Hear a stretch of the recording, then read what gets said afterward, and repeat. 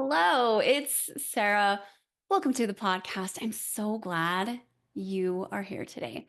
Today, I have a solo episode for you, and you are going to learn about owning your gifts. I wanted to start off by telling you a little bit about this book that has come to mean a lot to me because of the character in it, and you'll understand a little bit more as we keep going. So, there's this book named Forest Born. It is by Shannon Hale. It is the fourth in a series, so I'm sorry if I give some spoilers away. I'll try to do as minimal as possible.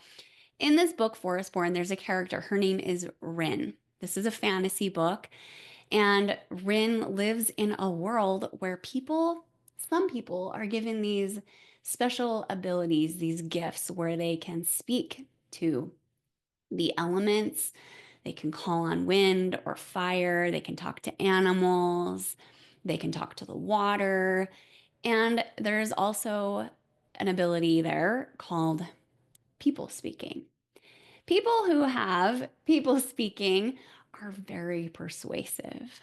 They're able to put this extra magical force into their words, kind of like how in Star Wars they can use the force to be like, these aren't the droids you're looking for. They're able to put this magical extra force into their words that really influences people. And up until this point in all of the series, people who had people speaking weren't good people. They abused this power and they used it to further themselves along. And so here we go. We meet Rin at the beginning of this book. And Rin has this ability that she becomes aware of at a young age. She notices that she can put this extra force into what she says, and people will do what she tells them to. And there comes a time or two that she uses this ability that she has to force someone that she cares about to do something that they don't want to do. As a child, this is asking one of her relatives to give her a doll that she wants. As a teenager, this is forcing a boy that she likes to give her a kiss. And she realizes that this isn't a normal thing that she has this ability to do. She thinks that there is something very, very wrong with her. And so she decides, from the shame that she feels of what she did to these people, she decides to shove this ability down, down, down within her. She becomes incredibly careful with everything she says to anybody and is so mindful of her words. She is very careful to never, ever do that again.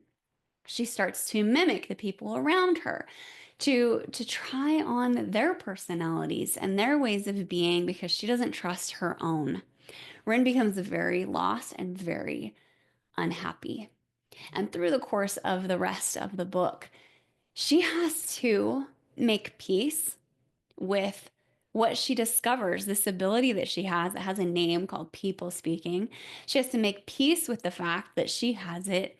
And she has to learn that it isn't what she thinks of curse or that something is incredibly wrong and bad with her. She has to learn that this thing is actually a special gift that she can use to build other people up, to encourage them, to help them believe more in themselves, to do good in this world. And the reason why I relate so much to this book and why it has become so special to me is because I related so much to Rin the first time that I read this book and the time since. Not just because she happened to have six older brothers like I did, I do, but because she had this special ability to see people, to see what they wanted, to see what mattered to them. And she was horrified by herself when she used this gift wrongly. Perhaps you relate to that as well. Maybe you found that you're really good at some things. Maybe, like Rin, you found that you also had an ability to use your words and the force, the energy you put behind them. And maybe you also use that in a way that you shouldn't have and that you didn't feel good about doing. Maybe, like Rin, like me, you pushed that gift, that ability so far down that you really didn't feel like okay with using it again.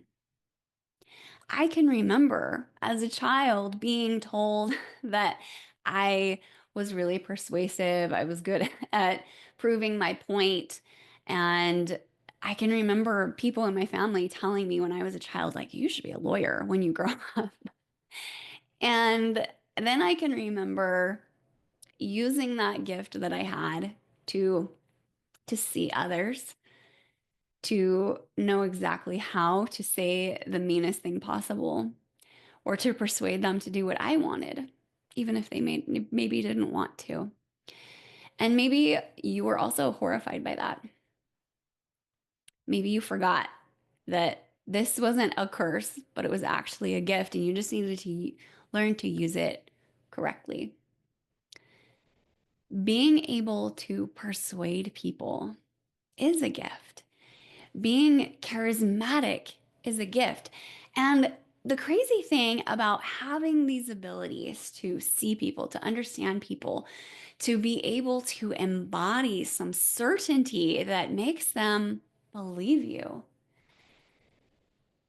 this ability is such a beautiful thing. I think sometimes maybe you're like this, where you think that the humble, good thing to do is to dim your light, to shove your gifts down, to question yourself, to make sure you're not too powerful. But here's the thing. When you use those gifts for good,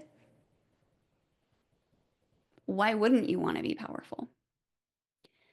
Rin in this story, she ends up being able to help out a king who is in distress. It's her first little tiptoeing back into, like, maybe I can do some good with this gift that I have been given. And she realizes that when she speaks, kings listen. And when she speaks, a king can see his own potential and step up and be more.